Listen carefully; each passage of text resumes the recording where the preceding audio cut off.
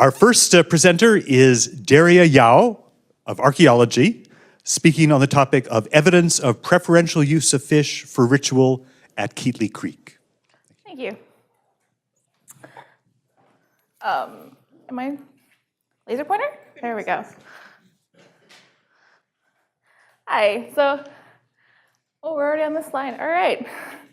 So I've been working for the site of Keatley Creek for about 1.5 years now, and this presentation is very similar to the one I gave last year, but with statistical evidence. So let's carry on. For some site background, Keatley Creek is located near Lillooet, BC, and it was the site of a complex hunter-gatherer village.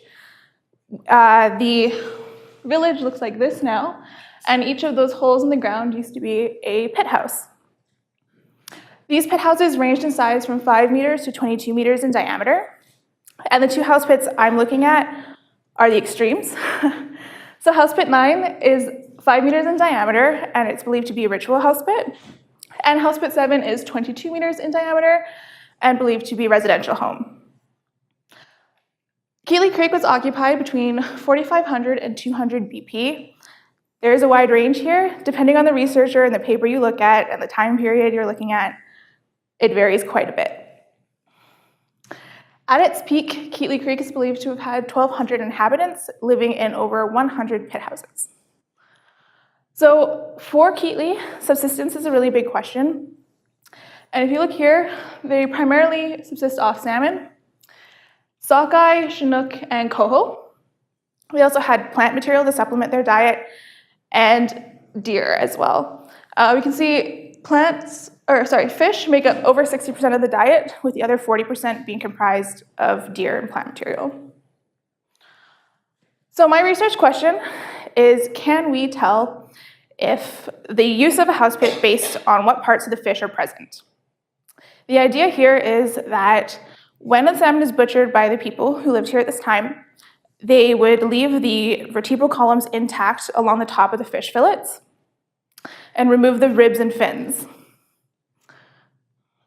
So my hypothesis here is that, or my null hypothesis is that there is no variation between a ritual house pit and a residential house pit, which would mean they're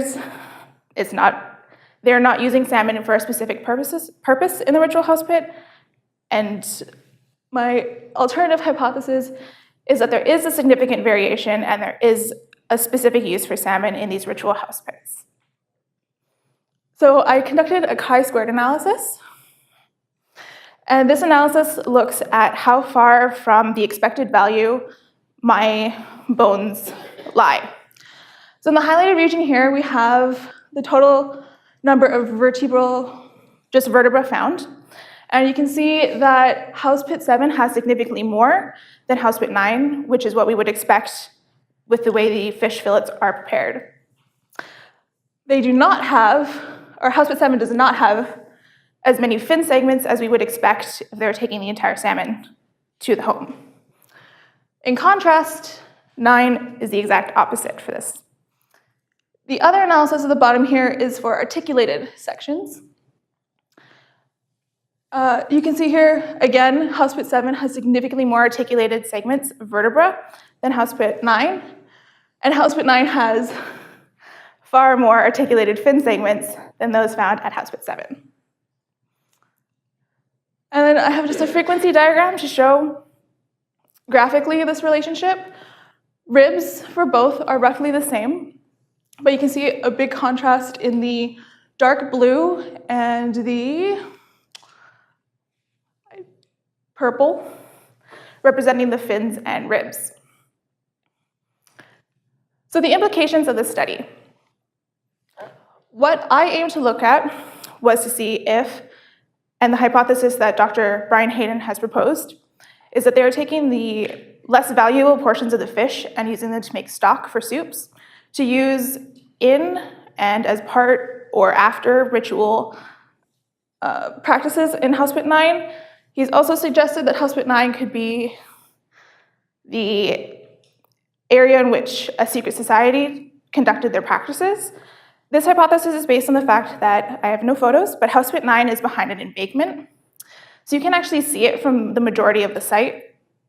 And it adds a level of seclusion for that area. It also lacks any cultural material, which is part of the reason why we believe it's ritual instead of a house.